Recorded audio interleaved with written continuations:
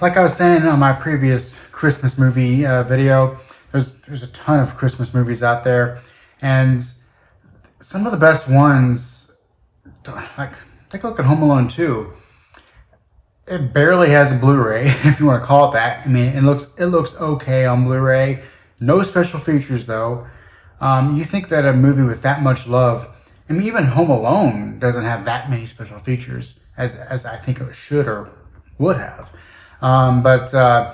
Yeah, you would think that, wow, certainly there's special features that you could have for Home Alone. Where's a commentary? I'm sure lots of the actors would come back and do a commentary. Where's the obvious deleted scenes? Yeah, so it's crazy when there's so many movies out there that do not have the special features. But then when you come across a Christmas movie like Don't Open Till Christmas, it has a ton of special features. I mean, commentary, documentaries, deleted scenes. It has a reversible cover art, if you want to call that a special feature. Newly scanned and restored in 2K from a 35 millimeter intermediate. It has just a full list of special features on here, which is kind of crazy. Especially considering that Don't Open Till Christmas is not really that great of a movie. I thoroughly enjoy it. There's no denying that. Is it a good movie though? Not really. I mean, you have some characters in it, and you have a story that really only happens in a flashback scene in the very end of the movie.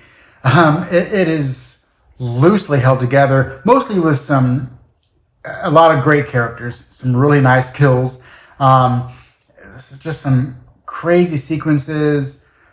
There's a whole feeling to the movie. This might be the only Christmas giallo movie out there. I mean, Deep Red has a Christmas tree in it, but I mean, obviously Don't Open Till Christmas. It's a Christmas movie. There is plenty of Christmas stuff in it. There's Santas all over the place. Decorations, people shopping, lots of Christmas talk. The flashback is centered around Christmas. So yeah, it's obviously not just a movie that could be considered Christmas. No, it's straight up a Christmas movie. But as far as the giallo aspect, there's a fall from a height. There's the mask. There's the POV shots. There's the sharp razor. It is packed full of giallo references. So yeah, so for that aspect of alone, it's a really interesting watch. Like I was saying, the kills are rather pretty good. There is some. You got to wonder how much was cut out of it, but there's some good moments for the gore factor in it. There's definitely there's interesting scene after interesting scene, like the very beginning. You have a character who meets up with a lady on the side of a street. They go into an alley where his car is parked, and they start having sex in the back seat. And oh yeah, the interior dome light of his car isn't on, obviously to light the scene, but it's on. And the POV of the killer starts walking around the car. The guy tells the killer to go away, and the girl says, "Oh, let him watch," or whatever, and they continue making out in the back seat. That's crazy in itself. Just to imagine the guy telling the girl, "Hey, meet me on this street right here. My car's gonna be parked in the alley, and we can go back there and have some fun." It's like, really? You're not teens who need to sneak out. You're in your 50s or whatever. Yeah, so just random stuff like that, or how it's kind of hard to say who's the main character in this, but you have a character who tries to sneak in a nude photo shoot with his girlfriend randomly out of the blue. Just weird things throughout. So yeah, I mean, there's so many great things to like about it. So I think this is a great example of a movie that you could tell someone, don't expect a really good movie with this, but if you give it a chance, there's just a lot to really like about it. My favorite character is, I don't know what you would call the profession of being behind a pane of glass and doing things for the guy on the other phone, on the other side of the glass with a phone in his hand or whatever. But she ends up kind of being a main character. Edward Purdon is in this, who most famously probably is from Pieces, which is a great little horror movie. You can just tell that he's very eccentric in real life, just the way he is in all of the movies that he's in. But he's very noticeable. There's some noticeable actors in this, definitely, like Carolyn Monroe. Edmund Purdon. Some of the behind the scenes characters, the producer and writer and things like that you've seen come from around. But yeah, the movie is very choppy.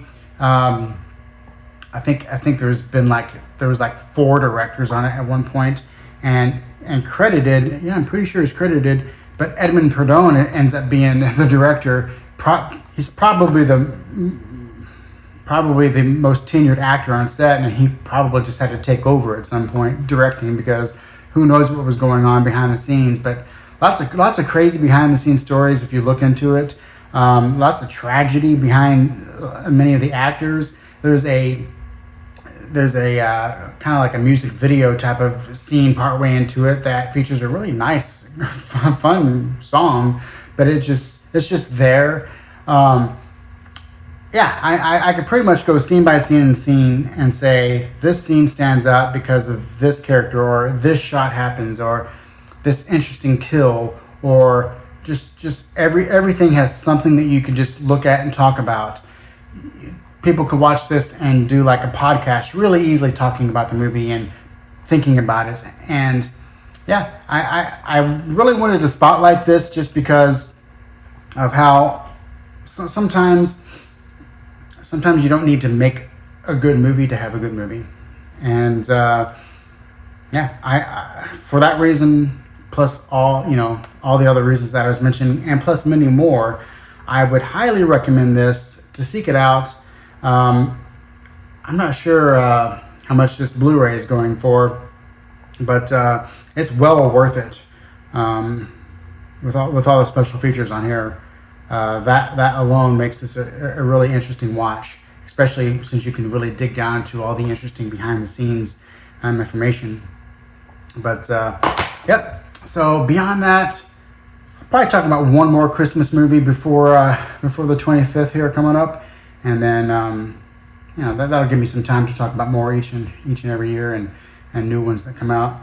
When was the last good Christmas movie? I know a lot of people will give passes on movies that come out that features Christmas in them, but I don't know when the last real classic one was that at least I've considered to be classic. So hopefully in the next couple of years, some movies come out that I could say are classics again. I guess Terrifier 3 is in that realm now. But until the next one, I'll catch you later.